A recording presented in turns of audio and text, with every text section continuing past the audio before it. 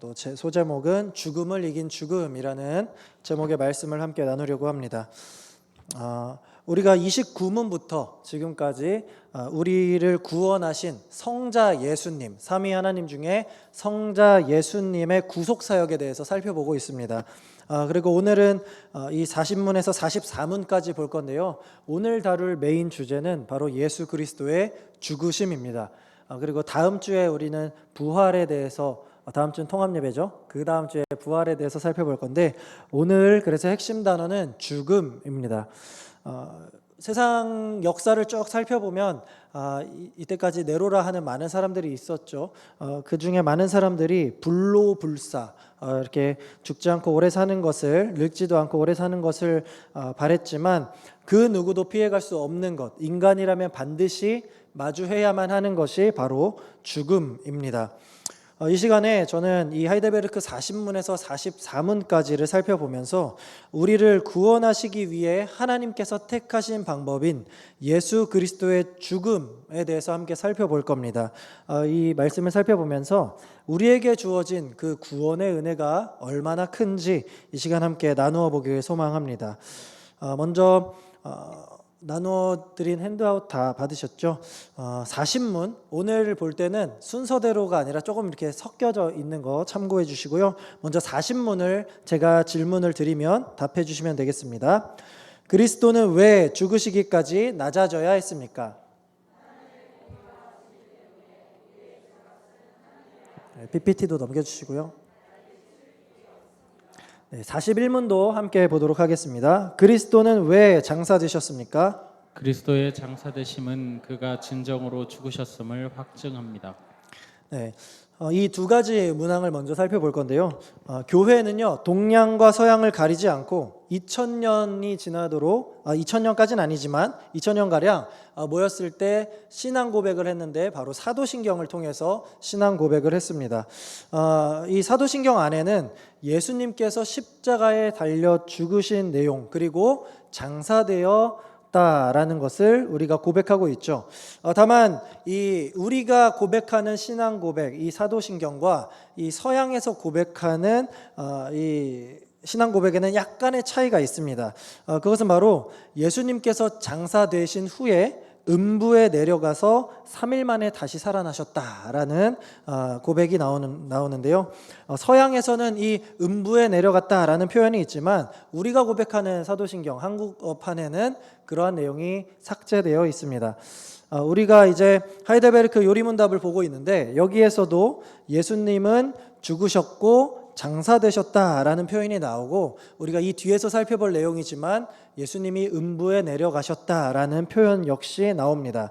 간단하게 예수님은 죽으셨다고만 해도 우리는 다 알 수 있는 얘기인데, 왜 하이델베르크 요리문답에서는 굳이 예수님이 죽으셨다, 예수님이 장사되셨다, 예수님이 음부에 내려가셨다 이렇게 구분을 해서 표현을 하고 고백을 하는 걸까요? 예수님의 이 장례 절차가 매우 중요했기 때문에 그랬을까요? 사실 그 이유는 무엇보다도 예수님께서 진짜로 죽으셨다라는 것을 표현하기 위한 하나의 장치라고 이해하면 되겠습니다. 초대교회 당시에 예수님께서 돌아가신 후에 직후에 이제 교회들이 하나둘씩 세워져 나가면서 퍼져갔는데, 이때 당시에도 많은 이단들이 있었습니다. 그런데 이 이단들 가운데 핵심적으로 주장하는 많은 이단들의 공통점이 무엇이냐? 예수님을 한 부류는 하나님으로 인정하지 않는다거나, 아니면 예수님을 하나님으로 인정은 하는데 하나님이기 때문에 결코 죽으면 안 된다, 죽을 수 없다, 즉 예수님은 죽지 않았다라고 주장하는 이단들이 있었습니다. 사실 상식적으로만 생각해 보면 하나님이신 분이 죽는다라는 것은 납득이 안 되죠. 그렇기 때문에 이러한 이단들의 교묘한 거짓 가르침이 초대교회 안에 굉장히 많은 혼란을 가져왔습니다. 그러므로 예수님이 죽은 것이 아니다라는 이 가르침, 예수님의 부활을 믿지 않으려는 사람들은 예수님이 다시 살아나지 않으려면 어떻게 해야 돼요? 예수님이 애초에 죽으면 안 되겠죠. 그렇기 때문에 이 거짓 가르침을 계속해서 전했던 겁니다. 자연스럽게 그러한 가르침이 있는 곳에는 부활이라는 것이 없게 되겠죠. 이러한 것들을 우리가 생각해 보고 이렇게 말씀으로 다시 들어가 보는데요. 그래서 교회는 이제 이 신앙 고백을 통해서 이러한 이단들로부터 교회를 지키기 위해, 성도들을 지키기 위해서 이 신앙 고백이라는 것을 함께 일치시켜서 예수님이 분명하게 확실하게 죽으셨다라는 것을 고백하면서 교회의 신앙 일치를 도모했던 겁니다. 그럼 제가 이제 여러분에게 물어보겠습니다. 예수님이 십자가에 달려 죽으셨나요? 아니면 예수님이 십자가에 달리시긴 했는데 그냥 아파서 기절을 하셨나요? 네, 이게 뭔 헛소리인가 싶죠? 네, 죽으셨다라는 신앙의 고백이 여러분 우리 안에 있어야 하는데, 여러분 웃으시는 분들은 당연히 그 고백이 있으시니까 한 거지만 이것이야말로 우리 신앙이 가장 지켜야 할 중요한 내용 중 하나입니다. 예수님이 죽으셨다라는 내용이죠. 그리고 성경을 보면 이 예수님이 죽으셨다라는 근거는 분명하게 나옵니다. 다음 보여주시면 제가 넘겨야 되네요. 제가 넘기면 되는데, 네. 요한복음 19장을 보시면요, 이렇게 나옵니다. 그중 한 군인이 창으로 옆구리를 찌르니 곧 피와 물이 나오더라. 우리 38절은 함께 읽을까요? 시작. 아리마대 사람 요셉은 예수의 제자이나 유대인이 두려워 그것을 숨기더니 이 일 후에 빌라도에게 예수의 시체 가져가기를 구하매 빌라도가 허락하는지라 이에 가서 예수의 시체를 가져가니라. 아멘. 자, 이제 십자가에 달리신 예수님이 숨을 거두셨죠. 그때 한 로마 병사가 예수님이 진짜 죽었는지 안 죽었는지를 확인하기 위해 창으로 예수님의 옆구리를 찌릅니다. 그 창이 이제 예컨대 가슴까지 이렇게 관통을 했겠죠. 그 다음에 창을 뽑으니까 물과 피가 쏟아져 나왔습니다. 즉 예수님이 죽었다라는 것을 로마 병사를 통해 확실하게 확인을 했던 겁니다. 그 다음에 이제 죽은 예수님을 가지고 어떻게 할지 하는데, 아리마대 사람 요셉이 빌라도 총독에게 무엇을 달라고 요청합니까? 그냥 예수님을 주세요 하는 게 아니라 예수의 시체를 달라고 합니다. 그래서 실제로 예수의 시체를 가져갔다라고 성경에서 분명하게 기록하고 있죠. 즉 이 평소에 사람들을 많이 죽였던 로마 병사, 어떻게 보면 살인의 달인이었던 로마 병사가 예수님이 죽었는지 안 죽었는지를 확인을 했고, 그리고 아리마대 사람 요셉이 예수님의 시체를 달라 할 때도 빌라도 총독은 그것을 확인하고 내어줬던 겁니다. 즉 성경에서는 분명히 예수님이 죽었다라는 것을 강조합니다.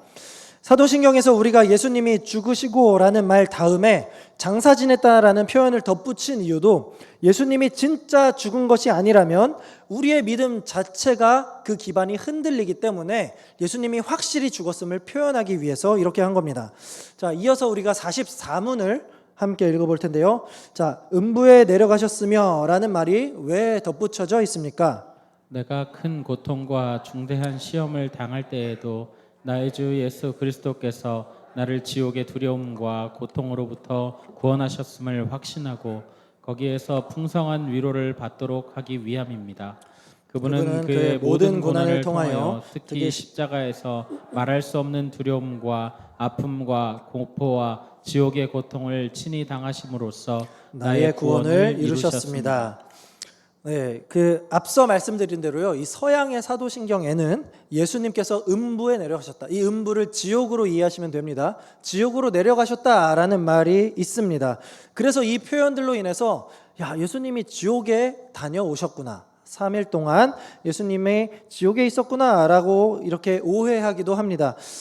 이 표현으로 인해서 또 로마 카톨릭에서도 잘못된 교리를 만들게 됐는데, 그것이 바로 그 유명한 연옥 교리입니다. 무엇이냐면 이제 카톨릭 교인들은 사람이 죽게 되면 사람이 천국과 지옥을 가게 되는데 그 중간에 대기 공간이라는 이제 장소라는 연옥이라는 것이 그 사이에 있는 겁니다. 그래서 하나님을 정말 확실히, 예수님을 확실히 믿었던 사람은 연옥을 거치지 않고 바로 천국에 가고, 확실하게 믿지 않았던 사람은 지옥에 가는데, 애매하게 믿었던 사람들 있지 않습니까? 그런 사람들은 이 연옥이라는 곳에 가서 그 남은 죄를 청산해야만 천국에 간다라는 교리가 됐던 거예요. 그래서 이것을 이 로마 카톨릭이 굉장히 잘 이용해서 결국에 뭘 만들어냈습니까? 바로 면죄부라는 것을 만들어서 성 베드로 성당을 짓기 위한 자금을 마련하게 된 거죠. 여기서 너희들이 이 모금함에 땡그랑 하는 동전 소리가 들리게 되면 죽었던 너희 조상들 중에 천국에 가지 못했던 연옥에 있는 사람들이 그 땡그랑 소리에 구원을 받고 천국에 간다라는 아주 엉터리 교리이지만 당시에는 천국에 간지 확신이 들지 않았던 내 가족을 살리기 위한 로마 카톨릭 교인들에겐 굉장히 큰 이슈가 됐던 문제였습니다. 그래서 어쨌든 중요한 것은 우리 개신교는 이 연옥 교리를 믿는다 믿지 않는다? 절대 믿지 않죠. 연옥 같은 거는 사실 있지도 않는 겁니다. 예수님이 십자가에 달리셨을 때 그 옆에 두 명의 강도가 함께 달린 건 여러분들 기억하시죠?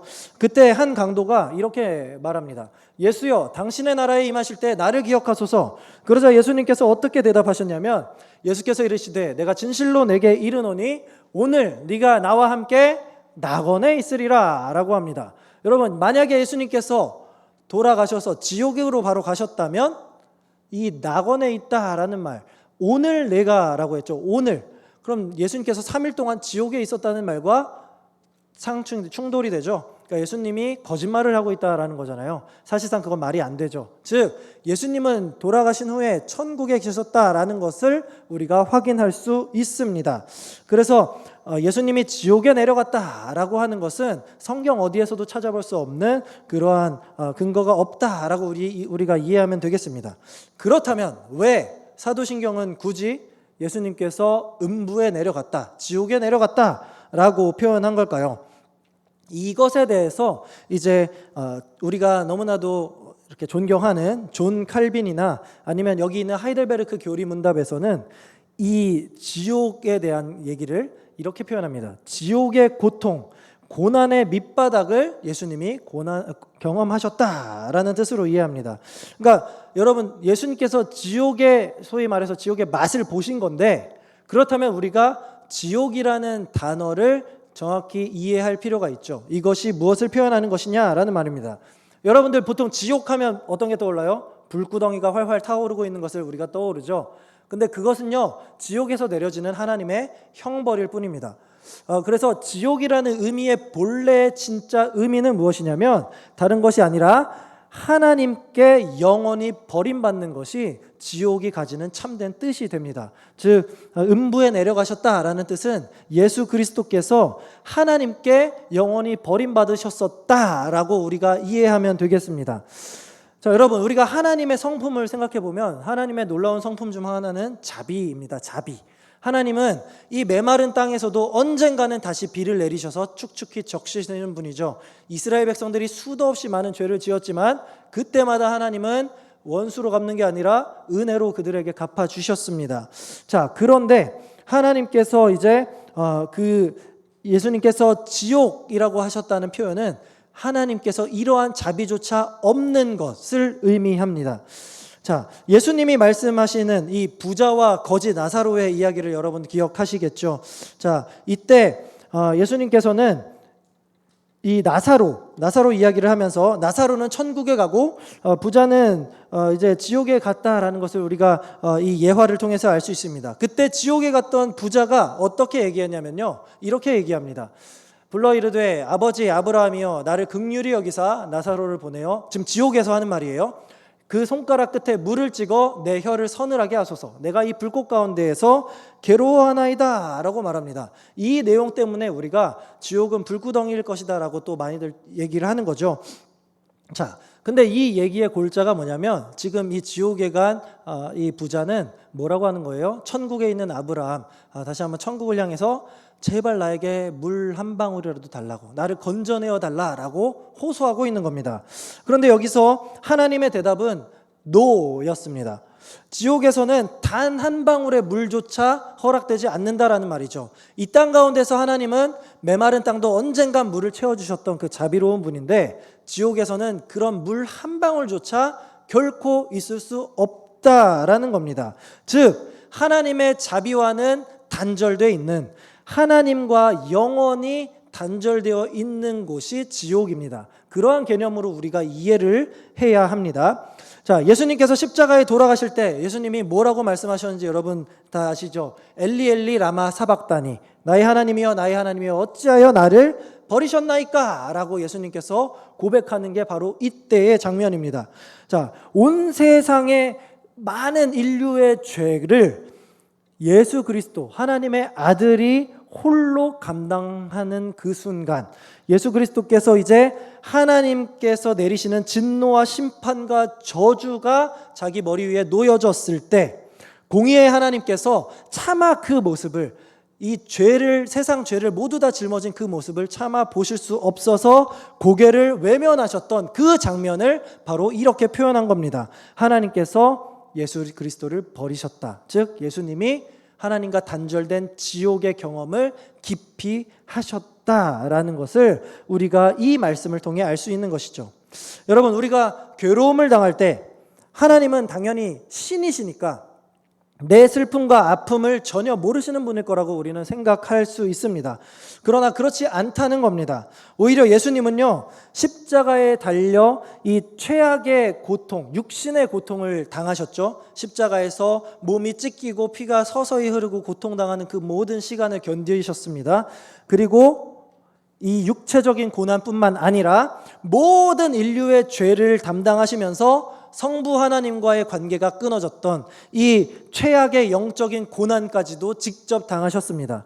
자, 즉 육신의 고통과 영적인 고난을 최고조로 당하셨던 분이 바로 우리 예수님이라는 거죠. 그래서 히브리서 4장 15절에서 이렇게 말씀합니다. 이 말씀 우리 함께 읽어볼까요? 시작. 우리에게 있는 대제사장은 우리의 연약함을 동정하지 못하실 이가 아니요 모든 일에 우리와 똑같이 시험을 받으신 이로되 죄는 없으시니라. 자, 예수님께서 우리의 연약함을 동정하지 못하실 이가 결코 아니다라고 분명하게 성경은 말씀합니다. 그러니까 뭐예요? 예수님이 내가 너의 아픔을 안다, 내가 너의 그 고통과 어려움과 슬픔을 안다라고 하시는 그 말씀이 허투루 된 말씀이 아니라는 겁니다. 예수님이 우리보다 더 극심한 고난을 이미 겪으셨던, 그래서 우리의 고난까지도 다 아시는 분이라는 거죠. 왜요? 우리가 당한 고난을, 아니 그보다 더 심한 고난을 이미 겪으셨으니까요. 그래서 하나님께서는 유일하신 신이심에도 불구하고 우리가 겪은 고난까지도 다 아시는 분이다. 그런 하나님을 붙잡고 위로를 구한다면 하나님께서 당연히 우리에게 얼마나 그 아픔을 이해하시고 공감해 주시겠냐라는 말입니다. 이게 바로 예수 그리스도께서 음부로 내려가셨다라는 표현에 담긴 참된 하나님의 사랑의 표현이자 의미입니다. 우리 계속해서 43문을 읽을 텐데요. 자, 그리스도의 십자가의 제사와 죽으심에서 우리가 받는 또 다른 유익은 무엇입니까? 그리스도의 죽으심의 공효로 우리의 옛사람이 그와 함께 십자가에 달리고 죽고 장사되며 그럼으로써 육신의 약한 소욕이 더 이상 우리를 지배하지 못하게 되고 오히려 우리 자신을 그분께 감사의 제물로 드리게 됩니다. 자, 여러분, 우리가 예배 때마다 신앙 고백을 합니다. 사도신경을 하죠. 그런데 안타까운 것은 오늘날의 이 사도신경이 어떻게 변질됐습니까? 우리가 그 의미를 깊게 곱씹는 게 아니라 마치 그냥 예배 순서 가운데 있는 어떠한 우리의 주문과도 같은 것으로 변하진 않았는지 사실 조금 우려가 됩니다. 어쨌든 우리는요, 이러한 고백을 주문처럼 외워야 되는 것이 결코 아닙니다. 예수님께서 죽으셨다라는 이 사실이 저와 여러분에게 뗄래야 뗄 수 없는 아주 밀접한 관련이 있기 때문에 우리가 이것을 사도신경에 담아서 신앙으로 고백하고 있는 거죠. 자, 그러면 예수님의 죽으심과 나의 이 사이에서 도대체 어떠한 관련이 있겠습니까? 바로 예수님의 죽으심이 저와 여러분의 죽음을 대신하셨다라는 사실입니다. 자, 여러분은 예수님의 죽음이 어떤 의미로 다가옵니까? 자, 죽음이라는 것을 우리가 생각하면요, 자, 죽음이 처음 들어왔을 때를 한번 생각해 보겠습니다. 아담과 하와가 하나님의 말씀에 불순종해서 선악과를 따먹고 말았죠. 하나님께서는 선악과를 먹으면 반드시 죽으리라 라고 하셨지만, 자, 하나님께서 어떻게 말씀했는지 우리가 좀 기억해 볼 필요가 있어요. 하나님이 너 선악과 먹으면 나중에 죽게 될 거야 라고 말씀하셨는 게 아닙니다. 하나님께서 뭐라 말씀하셨냐면 네가 그것을 먹는 날에 반드시 죽으리라 라고 하나님께서 말씀하셨단 말이죠. 자, 아담과 하와는 선악과를 먹었고 그때 아담과 하와가 바로 죽었나요? 그날에?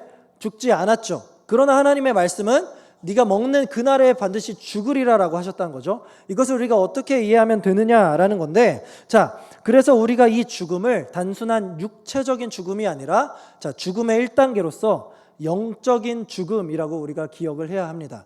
자, 이게 무슨 말이냐면 아담과 하와가 불순종한 그 순간에, 죄가 들어온 그 순간에 하나님과 이어졌던 끊을 수 없는 그 관계가 끊어져 버렸다라는 겁니다. 자, 이것이 아담과 하와가 먹는 날에 죽었던 영적인 죽음을 의미합니다. 자, 그래서 우리가 단순히 육신의 죽음만이 죽음의 전부다라고 이해하면 안 됩니다. 자, 진정한 죽음이라는 것은요, 하나님과의 끊어짐이야말로 우리의 진짜 죽음입니다. 모든 인간은 이제 아담과 하와의 죄, 원죄가 있기 때문에, 그래서 우리는 원래 어떤 존재죠? 하나님 앞에서 영적으로 이미 죽은 자였습니다. 이 개념을 우리가 이해해야 됩니다. 우리는 죽을 자가 아니라 이미 죽은 자라는 개념입니다. 자, 비록 우리의 육신은 살아있지만 이마저도 우리의 이 죽음을 이길 수 없는 상태라는 거죠. 왜? 육신의 몸까지 죽으면 우리의 영과 육은 다 죽게 되는 거니까요. 자, 우리가 입에 달고 사는 말 있죠, 여러분. 뭡니까? 좀만 힘들면 뭐라 말하죠? 아이고 죽겠다. 아, 이래서 죽겠고 저래서 죽겠네. 이런 표현 너무나도 많이 하죠. 우리는요, 우리의 입으로도 고백해요. 우리는 어쩌면 이 죽음이라는 대상의 노예가 돼버렸을지 모릅니다. 자, 영은 이미 하나님과 끊어져서 죽어버렸고, 육신도 결국 쇠하면 죽어서 모래먼지가 될 뿐이죠. 자, 원래 우리는 그러면 어떻게 돼요? 비참합니다. 끝이에요. 그냥 아무것도 없다라는 거죠. 결국 우리의 끝은 영원한 죽음과 사망밖에 없다라는 것이 우리의 이 죄가 들어온 이후에 우리의 존재가 되어버렸습니다. 그러나 여러분, 여기서 대반전의 역사가 시작되죠. 죄로 인해 이미 죽었던 우리를 어떤 분이 오셔서 다시 살리게 되었다라는 거죠. 그분이 바로 예수 그리스도이십니다. 그리고 우리를 살리신 그분의 역사가 바로 십자가의 죽으심의 역사라는 거죠. 예수님께서 이제 모든 인류의 죄를 대신 지시고 죽으셨어요. 그 말은 곧 우리가 앞으로 치러야 할 죄값이 남아있다 없다? 없다는 겁니다. 더 이상 안 남았어요. 우리의 죄값이 뭐예요? 원래는 죽음이죠. 죽음인데 그 죽음이 예수님이 대신 죽으심으로 우리가 죽어야 할 죽음의 값이 해결이 되었다라는 겁니다. 예수님의 죽음의 값이라는 너무나도 차고 넘치는 그 은혜가 있기 때문에 우리가 이제 더 이상 죄 앞에서 죽어야 된다라는 그러한 조금의 모자람도 없게 되었다는 겁니다. 그래서 제 아무리 사탄이라고 해도 예수 그리스도의 이름으로 함께하는 성도들, 이 그리스도인들 앞에서는 도저히 우리를 공략할 수 있는 틈이 없게 된 겁니다. 우리의 죄를 이제 예수 그리스도께서 이기시고 죽이셨기 때문이죠. 자, 우리의 죽음을 죽인 죽음, 그것이 바로 예수 그리스도의 죽음, 오늘의 제목이라는 겁니다. 따라서 이 죽음은요, 여러분 우리가 이해해야 돼요. 원래는 나에게 있던 죽음이고 나와는 뗄래야 뗄 수 없는 깊은 죽음의 관계, 그것이 바로 예수 그리스도와 나의 관계라는 겁니다. 그런데 많은 사람들이 안타깝게도 예수님의 죽음을요, 직접적으로 내 죽음과 연결시키지를 못하고 있다는 사실이에요. 우리가 특히 젊을 때는 더 그렇습니다. 젊어서는 나는 아직 죽을 날이 많이 남았으니까 괜찮아 라고 생각하죠. 우리가 큰 병에 들고 아니면 노년이 돼서 죽을 때가 되어서야 예수님의 십자가 죽음을 우리는 나와 좀 연관 짓나 마나 이렇게 한다는 겁니다. 자, 그런데 우리가 이 생각을 해야 돼요. 예수님의 죽음이 나와 멀지 않다라는 거죠. 자, 예수님의 십자가 죽으심은요, 어떻게 생각해야 되느냐? 동시에 나의 죽음이었다라는 것을 우리가 반드시 기억할 필요가 있습니다. 그러나 예수님이 대신 죽으셨기 때문에 오늘 내가 살아가고 있다는 거죠. 그러면 예수님이 십자가에 못 박히실 때 과연 그게 내 죽음이라면 내 모습은 거기에 어디에 못 박힌 거예요? 자, 나의 죽은 과거가 거기 있다는 거죠. 내가 죄로 가득했던 내 죄된 옛 과거가 예수님의 십자가에 못 박히실 때 같이 못 박혔다라는 겁니다. 즉, 이 개념적으로 표현하면 예수님이 십자가에 못 박히실 때 우리 역시 같이 못 박힌 존재가 되었다는 겁니다. 이게 바로 예수님의 십자가에 담긴 우리의 못 박힘이라는 거죠. 자, 그 못 박힘 덕분에 근데 우리가 죽었어요? 아니죠. 예수님이 죽으셨죠. 그 죽음 덕분에 우리가 오늘 이렇게 살아갈 수 있게 된 겁니다. 그러면 우리 입에서 나와야 될 것은 뭐예요? 감사가 돼야겠죠. 우리의 오늘을 있게 만든 우리의 삶의 가장 중요한 에너지원이 되신 분이 바로 예수님이라는 사실입니다.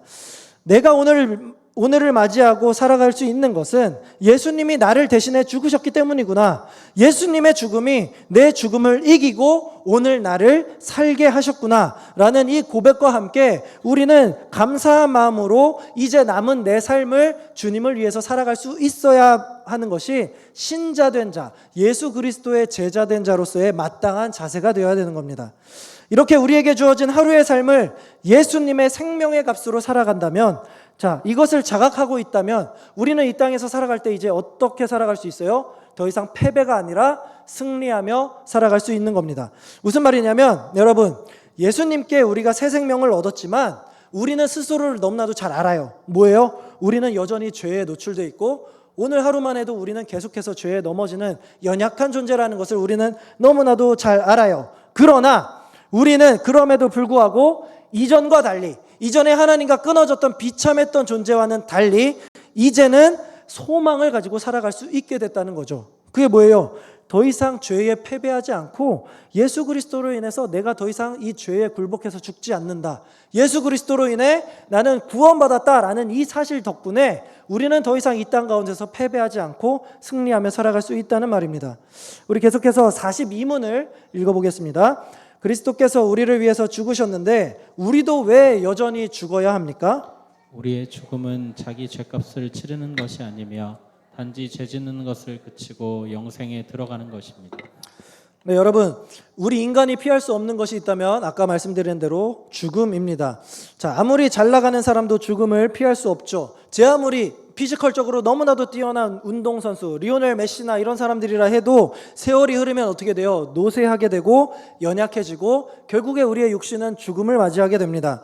그래서 인간은 본능적으로 죽음에 대해서 어떠한 생각을 갖고 있어요? 두려워합니다. 우리는 죽음을 무서워하는 그러한 존재이고 죽음을 피하고 싶습니다. 그러나 피할 수 없는 것이 바로 죽음인 거죠. 그러나 여러분, 예수 그리스도를 믿는 자는요, 그 순간부터, 예수님을 영접한 그 순간부터 우리가 두려워 떨던 그 죽음에 대한 그 의미가 달라지게 됩니다. 자, 역설적이게도요, 그리스도인은 어떻게 된다고요? 이 땅에서 마지막 날을 기다리게 되는 걸로 변한다는 거죠. 자, 이 마지막 날이 뭡니까? 결국에 끝을 맞이해요. 여러분들 그런 말씀 많이 하죠. 차라리 빨리 예수님 왔으면 좋겠네. 빨리 죽었으면 좋겠다. 천국 가게. 이런 말씀 많이 하죠. 이것이 우리가 그냥 이렇게 힘들다라는 표현도 하긴 하지만 그만큼 우리는 구원의 확신이 있기 때문에 그런 말씀하는 거 아니겠습니까? 여기 남자분들 군대 거의 다 다녀오셨죠? 여러분들, 자, 입대한 그 순간부터 기다리는 날이 언제입니까? 저녁 제대하는 날이죠. 입대한 그 순간부터 보이지는 않지만 이 날이 빨리 왔으면 좋겠습니다. 저는 나름대로 군대에서의 시간도 빨리 갔다라고 생각은 하지만 저도 병장이 되니까 남은 시간이 너무나도 안 가는 거예요. 자, 애타게 저녁만을 눈 빠지게 기다렸습니다. 그런데 여러분, 예수 그리스도를 믿는 자의 자세가 이 삶 가운데서 이렇게 해야 된다는 말입니다. 뭐예요? 우리 인생의 저녁날이 언제예요? 우리 인생의 끝나는 날, 우리의 죽음 또는 예수 그리스도께서 오시는 그날이죠. 자, 우리는 그 날을 애타게 기대하고 고대할 수 있어야 된다라는 말이에요. 자, 우리가 무슨 아까 말씀드렸던 예수님 빨리 오셨으면 좋겠다. 이게 무슨 우리가 자살하고 싶다 이런 말이에요? 아니잖아요. 이 말의 의미가 뭐예요? 자, 우리는요, 이 땅에서 매일 매순간 어떻게 살아갑니까? 죄와 치열하게 투쟁하며 싸워갑니다. 내가 예수님을 믿는 그 순간부터 내가 지금까지 했던 모든 행동들이 죄라는 것을 아니까 이제는 그 생활을 멀리하기 위해서 죄를 짓지 않기 위해 늘 싸운다고요. 그러나 어떻게 돼요? 우리는 번번이 이겨요, 져요? 지죠. 그러니까 예수 그리스도의 구원의 확신이 있음에도 우리는 죄의 번번이 넘어진단 말이에요. 그래서 우리의 매일의 삶이 괴로운 거예요. 하나님을 사랑하면서 사는 삶은 행복하지만 죄에 넘어지는 비참함 때문에 우리는 하루하루 괴로움과 같이 살아갑니다. 자, 그래서 우리가 이 죽음에 대해서 더 이상 두려워하지 않는 이유가 여기 있는 거죠. 매번 죄에 넘어져서 이렇게 가슴을 치면서 회개하던 내 삶이 매일 하던 그 죄와의 씨름이 우리의 끝에서 끝나게 되는 거죠. 해방이 되는 겁니다. 그렇기 때문에 여러분, 우리 믿는 자, 그리스도인의 죽음은요, 결국에 죄에서 벗어나는 출구이자 졸업하는 날이 된다라는 거예요. 그리고 다시는 그 슬픔이나 고통이 없이 하나님의 영원한 임재 속에 들어가는 그 입구가 되는 게 뭐다? 우리의 육신의 죽음이 된다는 거죠. 자, 여러분들 장례식 많이들 가보셨죠? 장례식 가면 어떻습니까? 믿는 자의 장례식과 그렇지 않은 자의 장례식이 극단적으로 비교가 됩니다. 한쪽에서는 그 울부짖는 울음소리가 끊이질 않지만 이 기독교인 장례식은 어떻습니까? 슬픔과 함께 뭐가 공존해요? 기쁨이 공존합니다. 왜요? 이 사람이 이제 이 땅에서의 고난을 끝내고 하나님을 만나러 갔기 때문에 우리가 바라보는 이 땅에서의 끝이 바로 이러한 시각이 되어야 된다는 겁니다.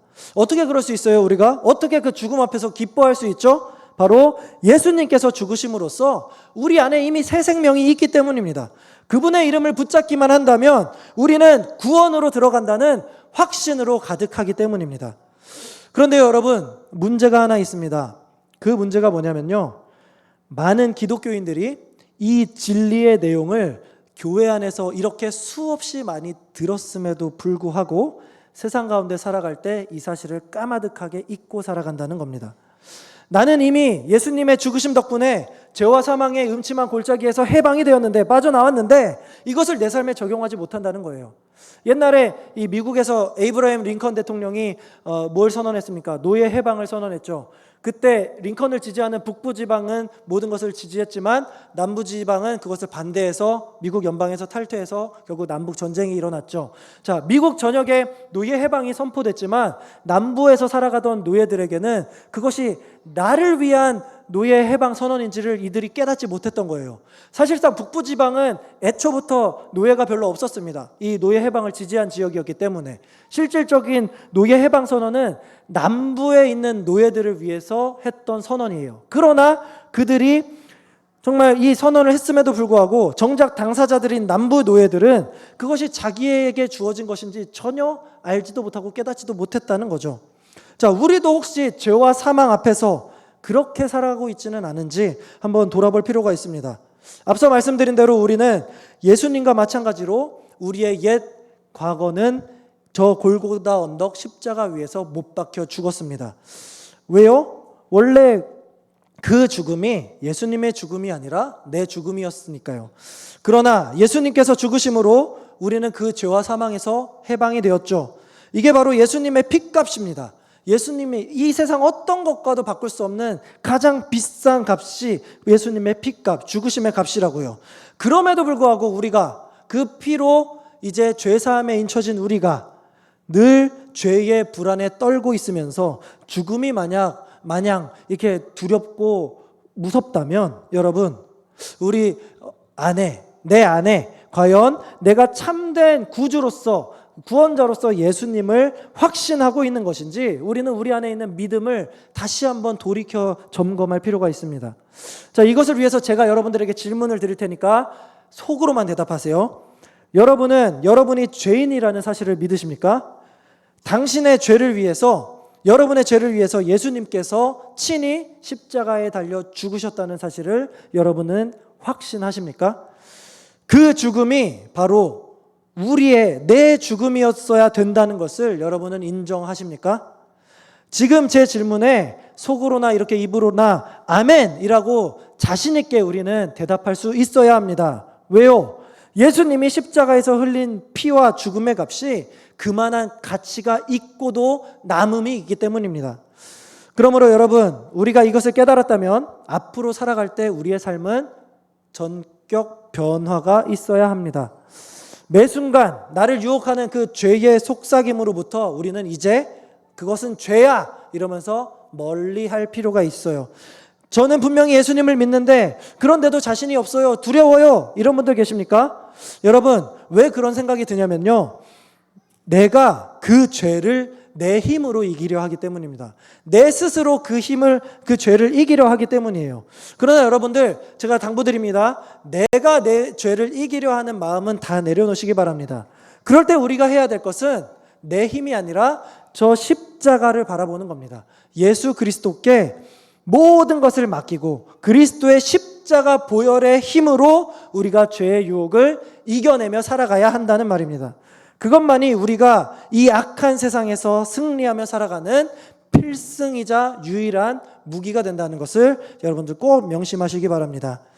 사랑하는 우리 영신의 성도 여러분, 세상에 우리가 종종 이 뉴스를 접합니다. 무슨 뉴스냐면 자녀를 살리기 위해 목숨을 내놓는 부모의 이야기들이 우리가 종종 접하게 됩니다. 자녀를 살리기 위해서 불길이 가득한 집으로 뛰어들어가서 자기는 화상으로 생명을 잃었지만 자녀를 살렸던 어머니의 이야기. 맞은편에서 음주운전 차량이 맹렬하게 달려오는데 그 순간 아들을 지키기 위해서 자신의 방향으로 이렇게 운전대를 돌려서 자기는 죽고 아들을 살린 아버지의 이야기 등등. 우리는 이런 소식을 들으면서 감동을 받고 때론 눈물을 흘립니다. 그런데요, 여러분, 그것이 바로 나를 향한 이야기라면 어떻습니까? 우리 예수님께서 우리를 살리시기 위해서 자기 자신을 직접 내어주셨습니다. 그것도 하나님과 단절이라는 그 영원한 죽음, 그 고통이라는 것을 맛보시고 자기 목숨을 내어주심으로 우리를 살려주셨습니다. 그분의 죽음이 우리를 영원한 죽음으로부터 우리를 지켜주셨습니다. 그렇기 때문에 우리는 육신의 죽음을 피할 수는 없다고 해도 더 이상 그 육신의 죽음에 불안해하거나 두려워해서는 안 되게 됐다는 겁니다. 결국 예수님의 죽음은요, 남의 얘기가 아니라 나를 위한 얘기였고, 나를 위한 죽음이었고, 과거의 나를 십자가에 못 박힌 동시에 나의 죽음이었다라는 겁니다. 이제 그분의 죽으심으로 얻은 우리의 새 생명은 이제 오늘 우리를 살아가게 합니다. 따라서 이제 우리에게 주어진 이 삶이 온전히 내 것이냐? 그렇지 않습니다. 우리의 삶은 누구의 것인지 우리 마지막으로 갈라디아서 2장 20절 말씀을 함께 봉독하도록 하겠습니다. 시작. 내가 그리스도와 함께 십자가에 못 박혔나니 그런즉 이제는 내가 사는 것이 아니요 오직 내 안에 그리스도께서 사시는 것이라. 이제 내가 육체 가운데 사는 것은 나를 사랑하사 나를 위하여 자기 자신을 버리신 하나님의 아들을 믿는 믿음 안에서 사는 것이라. 아멘.